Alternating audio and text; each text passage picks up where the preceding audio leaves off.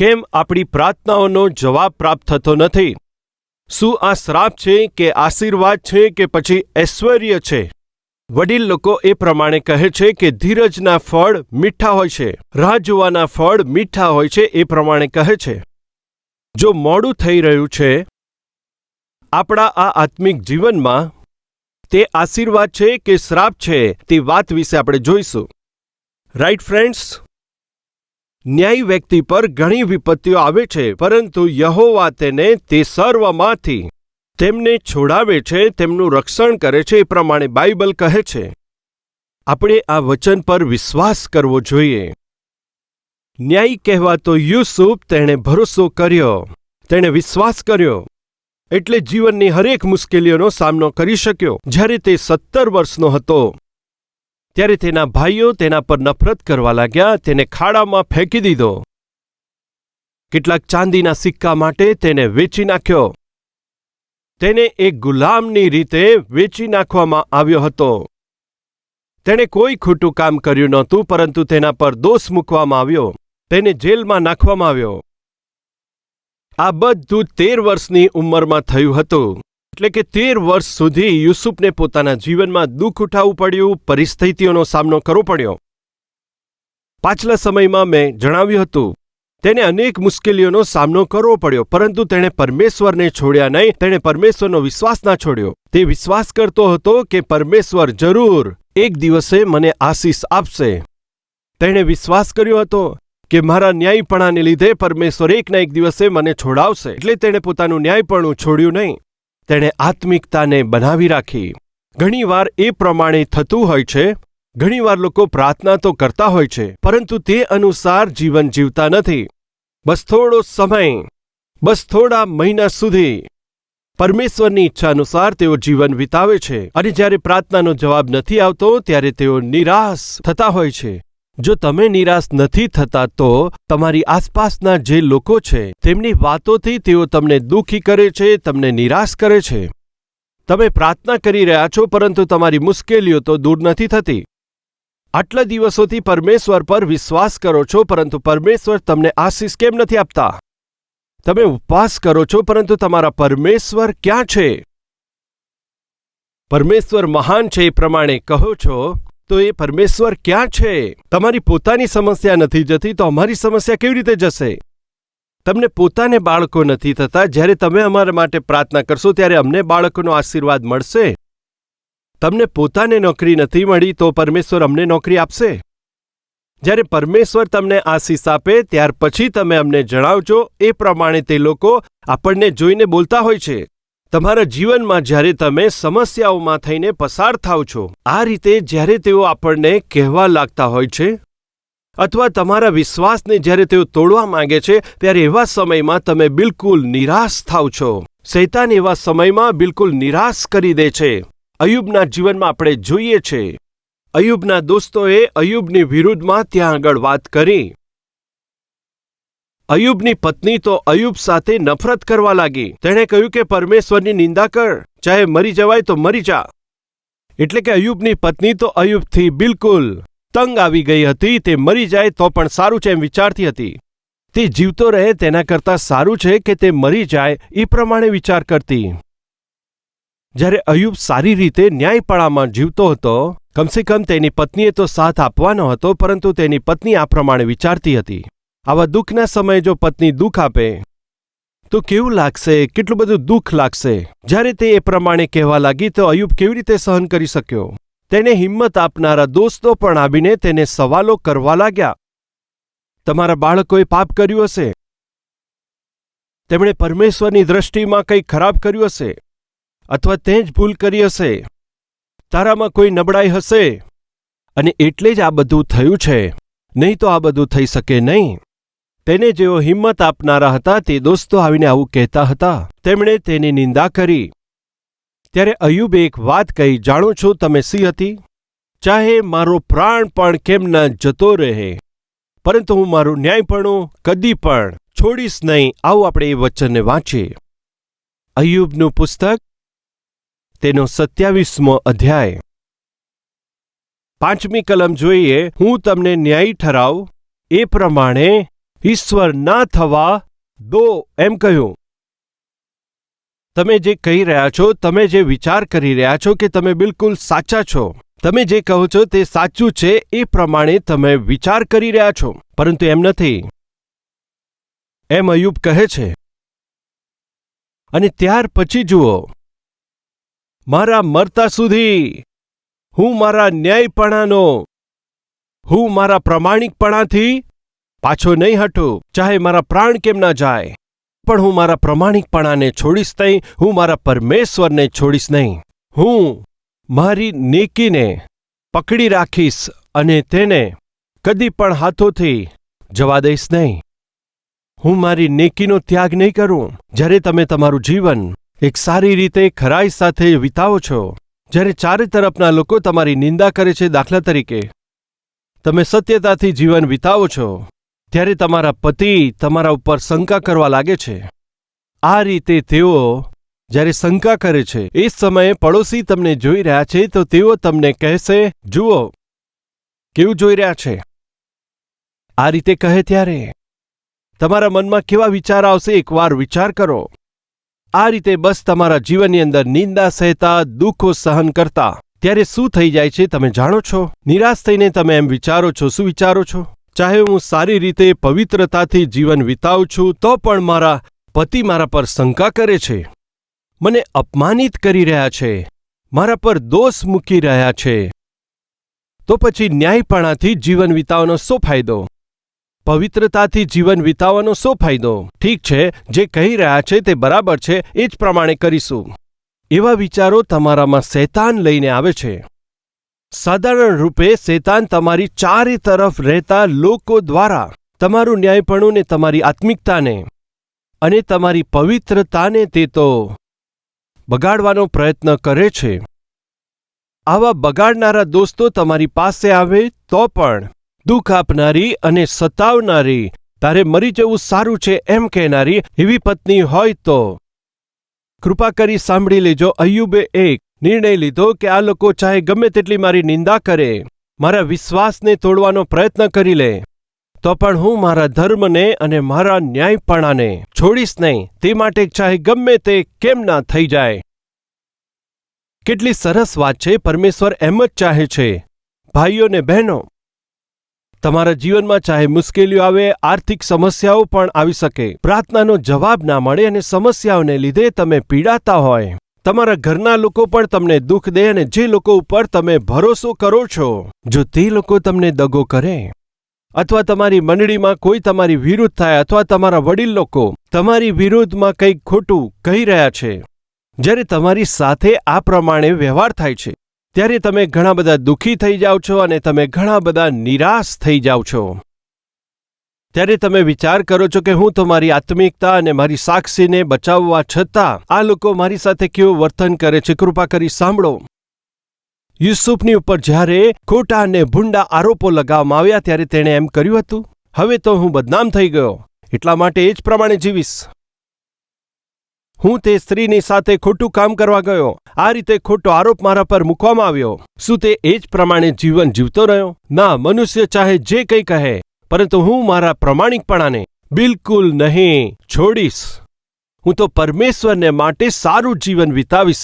એ જ કારણે યુસુફ તો પ્રધાનમંત્રી બની ગયો અને તે જ કારણને લીધે અય્યુબે પોતાના જીવનમાં બમણો આશીર્વાદ પ્રાપ્ત કર્યો.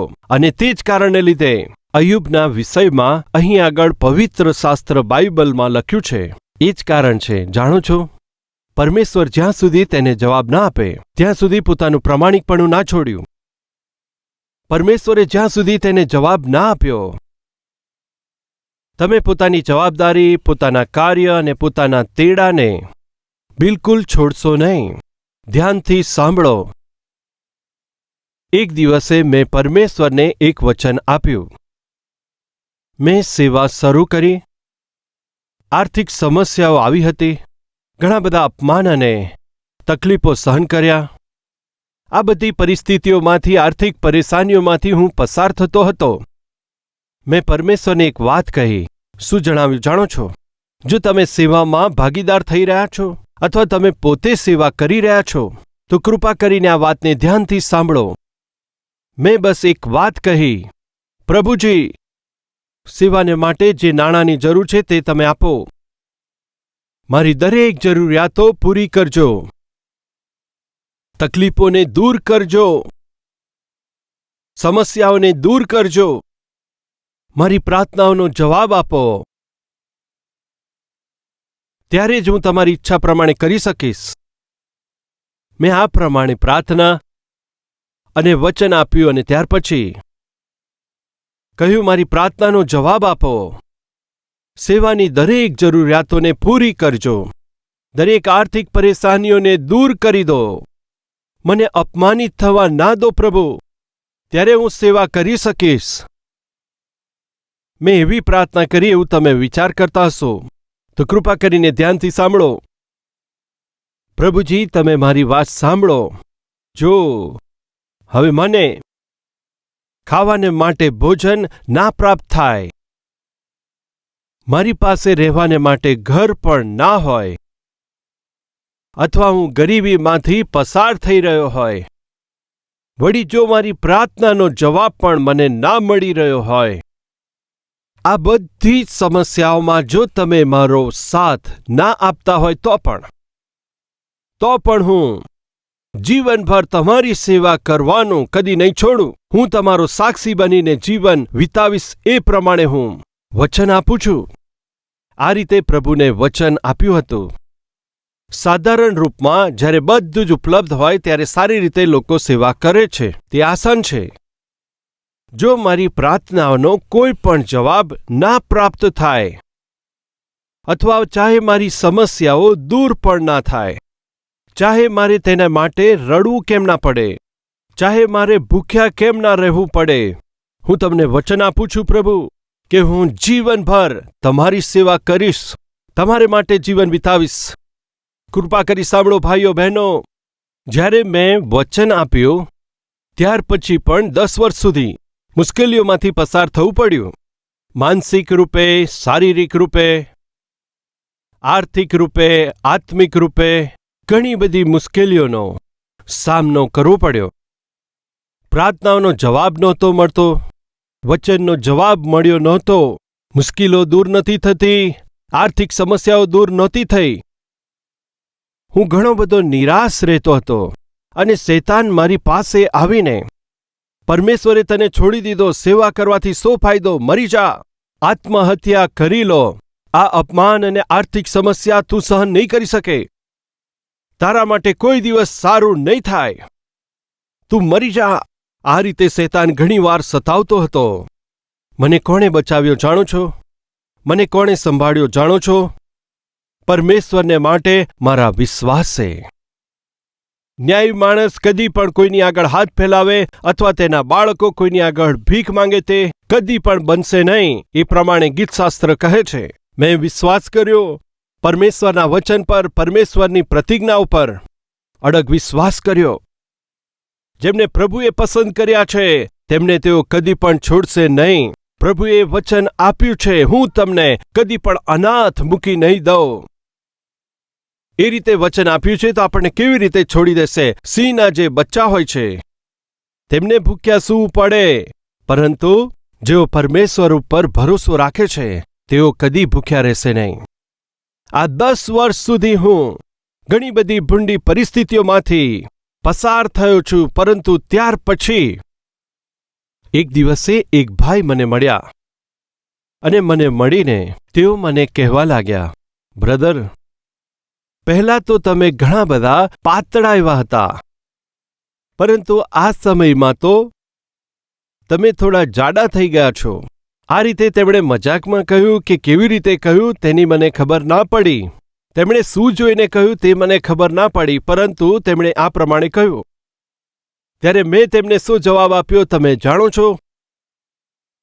બસ પાછલા કેટલાક વર્ષોથી પ્રભુએ મને ભૂખ્યો રાખ્યો અને મારી જોડે સેવા કરાવી, પરંતુ હવે તેઓ મને પેટ ભરીને ભોજન આપે છે, મને સેવામાં આગળ વધારી રહ્યા છે. ધ્યાનથી સાંભળો સેવકો, કદાચ આજે તમને ભૂખ્યા રહેવું પડતું હશે, એ તમારી પરીક્ષા છે.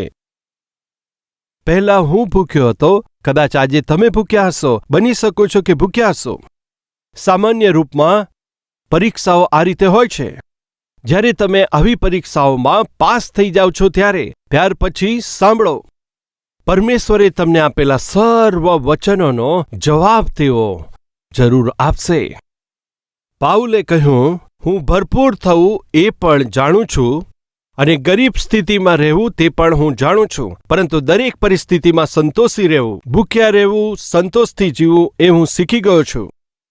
ચાહે ગમે તેવી પરિસ્થિતિ હોય, આત્મિક રીતે તમારે તૈયાર રહેવાનું છે. અને એ જ માટે અય્યુબે અહીં આગળ પ્રમાણે કહે છે. અય્યુબની પત્નીએ કહ્યું, પરમેશ્વરની નિંદા કર અને તું મરી જા. ત્યારે અય્યુબે જવાબ આપ્યો, શું પરમેશ્વરના હાથથી આપણે સુખ જ સ્વીકારીએ? પરમેશ્વર દ્વારા આપણે આશીર્વાદોને જ પ્રાપ્ત કરીએ, પરંતુ દુઃખને પણ સ્વીકાર કરવો જોઈએ. તું મૂર્ખતાથી વાત ના કરીશ. એટલે કે અય્યુબ આ બંને માટે તૈયાર હતા. પ્રભુ જ્યારે આશીષ આપશે ત્યારે હું આશીષનો અનુભવ કરીશ. જ્યારે મુશ્કેલીઓને આમંત્રણ મળે ત્યારે હું તે પણ સહન કરીશ. જ્યારે આશીષ મળશે ત્યારે આનંદિત થઈશું, અને જ્યારે મુશ્કેલીઓ આવશે ત્યારે શું પરમેશ્વરની નિંદા કરીશ? હું એ પ્રમાણે કદી નહીં કરું. હું આ બંનેને માટે, બંને એક જ હોય એ પ્રમાણે વ્યવહાર કરીશ. મારા ભાઈઓ તથા બહેનો, જ્યારે તમે મુશ્કેલીઓમાં હોય, પરેશાનીઓમાં હોય ત્યારે પરમેશ્વર આશીષ આપશે એ પ્રમાણે તમારો પ્રશ્ન હોય છે. તેઓ તમને જરૂર આશીષ આપશે. તો કદાચ તમારા મનમાં પ્રશ્ન થશે, સાબિતી શું છે? પ્રભુના દાસ સતીશ કુમારની સાક્ષી તે એની સાબિતી છે. ચોક્કસપણે એક દિવસે પરમેશ્વર આ બધી પરિસ્થિતિઓમાંથી, એટલે કે આ બધામાંથી તમને લઈ જઈને પુષ્કળતામાં આશીષ જરૂરથી આપશે. તો પછી મોડું શા માટે થાય છે? એ તો તમારી ભલાઈ માટે છે. શા માટે મોડું કરી રહ્યા છે? તમને સૌથી ઉત્તમ જવાબ આપવા માટે. શા માટે મોડું કરી રહ્યા છે? કેમ કે તમને સૌથી ઊંચા સ્થાન પર લઈ જવા માટે. મોડું થવું ને તમને સૌથી ઊંચા સ્થાન પર લઈ જવું, તે બંનેની અંદર કયું કનેક્શન છે? રાઈટ. જરા ધ્યાનથી સાંભળો. ઉત્પત્તિનું પુસ્તક 40મો અધ્યાય 12મી કલમ. ત્યારે યુસુફે પ્રમાણે કહ્યું કે તેનું પરિણામ તો આ જ છે.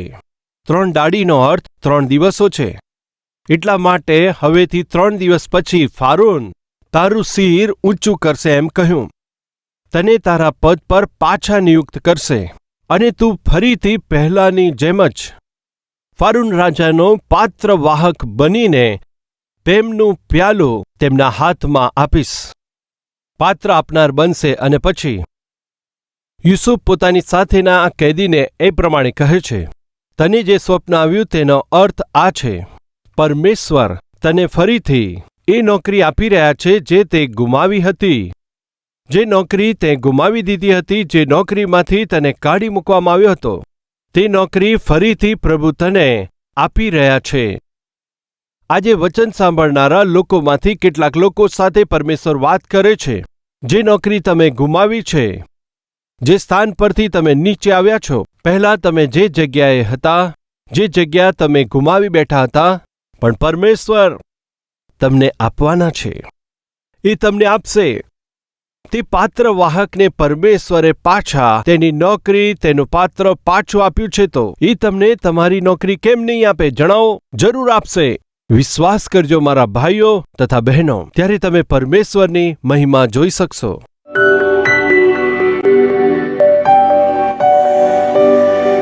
મહાન પ્રેમી પરમેશ્વર પિતા, તમે સર્વની સાથે સ્પષ્ટ વાત કરી માટે આભાર. પ્રભુજી, તમે અમારા જીવનમાં ક્યારે અમારી આત્મિકતાની પરીક્ષા લેશો તે અમે જાણતા નથી. એ માટે ફેલ ના થઈએ માટે મદદ કરજો.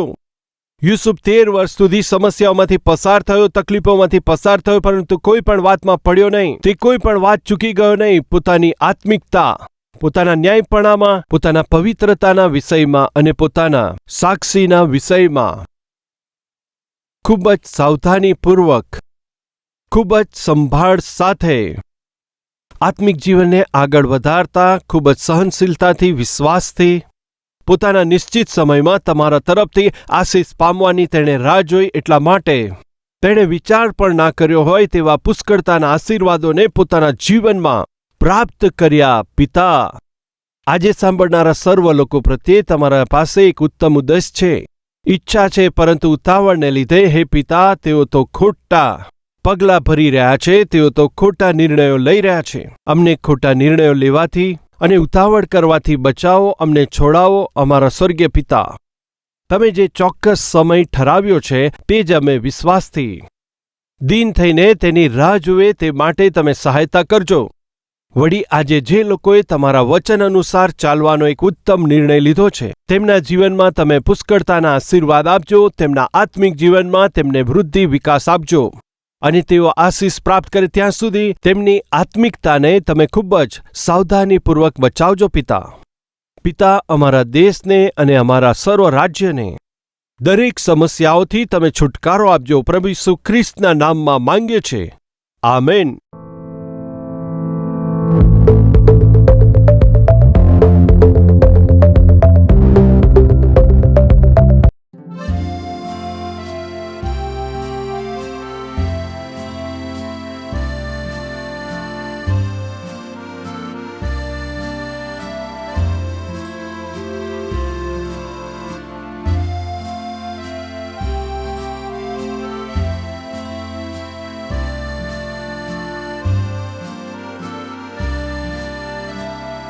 आज कलवरी आवाज को कई करोड़ों लोग देख रहे हैं, केवल हिंदी में ही नहीं, तमिल में, तमिलनाडु में, कन्नड़ा में, कर्नाटक में, मलयालम में, केरला में, ओरिया में, उड़ीसा में, मराठी में, महाराष्ट्र में, बंगाली में, पश्चिम बंगाल में, पंजाबी में, पंजाब में, भोजपुरी में, बिहार में, तेलुगु में, दक्षिण भारत में, उर्दू में, जम्मू एंड कश्मीर, पाकिस्तान, अफगानिस्तान, गल्फ देशों में, नेपाली में, आसामी में, हिंदी में, इस तरह भारत देश की मुख्य भाषाओं में यीशु मसीह के सुसमाचार को हर एक भाषाओं में पहुंचाने वाली सबसे पहली कलीसिया इस भारत के इतिहास में हमारा कलवरी टेम्पल है। क्यों इतना ज्यादा सुसमाचार प्रचार कर रहे हैं? क्यों इतने सारे भाषाओं में सुसमाचार पहुंचाने की कोशिश कर रहे हैं? कृपया ध्यान दीजिए, रोमियो की पत्री 10वां अध्याय 13वां वचन, क्योंकि जो कोई प्रभु का नाम लेगा वह उद्धार पाएगा। कौन उद्धार पाएगा? जो प्रभु के नाम से प्रार्थना करेगा वो उद्धार पाएगा। यदि किसी को उद्धार पाना है तो किए गए पापों से क्षमा पाना है तो उसे प्रभु से प्रार्थना करना है। यदि प्रभु से प्रार्थना करना है तो प्रभु पर विश्वास करना है। विश्वास करना है तो प्रभु के विषय में सुनना है। प्रभु के विषय में सुनना है तो किसी न किसी को सुनाना है। किसी न किसी को सुनाना है तो उस सुनाने वाले को कोई ना कोई भेजना है। कलवरी आवाज की सहायता करने वाले क्या कर रहे हैं जानते हैं? इस दीन सेवक के प्रचार करने वाले सुसमाचार को पीछे रहकर सहायता कर रहे हैं। मेरे इन संदेशों को 17 भाषाओं में भारत के कोने कोने तक, केवल भारत में ही नहीं, इस ओर बांग्लादेश में, नीचे श्रीलंका में, ऊपर नेपाल में आज कलवरी आवाज प्रसारित हो रहा है। उनके बोलने और समझने वाली भाषा में ही, केवल हमारे ही देश में नहीं, हमारे चारों ओर के देशों में भी सुसमाचार को पहुंचा पा रहे हैं। आने वाले दिनों में एशिया के हर एक देश में सुसमाचार पहुंचाने वाली कलीसिया के रूप में हमारी कलीसिया को परमेश्वर आशीष देना है, ऐसे हमें प्रार्थना करना है। जिस सत्य को हम जानते हैं अगर उसे औरों को ना बताएं तो कितना बुरा है। एक निर्णय लीजिए, अगर मैं उद्धार पाया हूं तो कोई ना कोई मुझे यीशु के विषय में बताया है। नाश होने वाले उद्धार पाना है तो सुसमाचार प्रचार करने के लिए परमेश्वर हमें इस दीन सेवक को दिया है।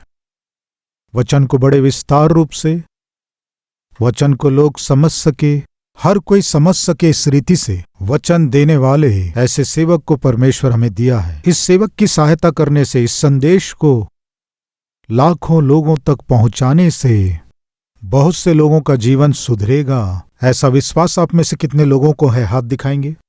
विश्वास करने वाले भाई और बहन कार्य रूप दीजिए, सुसमाचार पहुंचाइए। प्रभु के नाम से जो प्रार्थना करेगा वो उद्धार पाएगा। प्रार्थना करना है तो विश्वास करना है, विश्वास करना है तो सुनना है, सुनना है तो कोई ना कोई सुनाना है, सुनाना है। मेरे जैसे सेवक को तो मेरे पीछे रह के आपको क्या करना है? इस सेवक की आवाज को बहुत सी भाषाओं में अनुवाद करके उन तक पहुंचाना है। मैं जो कर सकता हूं हो सकता आप वो नहीं कर पाए, आप जो कर सकते हैं वो मैं शायद ना कर पाऊं। आप और मैं सहमत होने से ही संसार में सुसमाचार को पहुंचा पाएंगे। इसलिए निर्णय लीजिए। परमेश्वर जो सामर्थ्य दिया है आपको, महीने में एक बार या 2 महीने में एक बार या 3 महीने में एक बार, या परमेश्वर के आपके जीवन में किए गए भलाइयों के लिए आशीषों को देने से धन्यवादी होकर सुसमाचार के लिए सहायता करें। आइए हम सब मिलकर मसीह के सुसमाचार को पूरे संसार तक पहुंचाने की हम कोशिश करें। यह हमारी जिम्मेदारी है, इसे हम ना भूलें। અમારું address Calvary, post box number 30, Kukatpally, Hyderabad 72,